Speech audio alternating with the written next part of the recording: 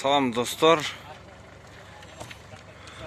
Çöp Gerben şehrinde 380 som, 370 som oluptur. Özbekistan'ın çöpü. 3. orumdaydı. Bir prestin bahası 370 som. 3. orum. Bu yerde 200. 200'den aşığın pres varken Özbekistan'dan alıp geliştir.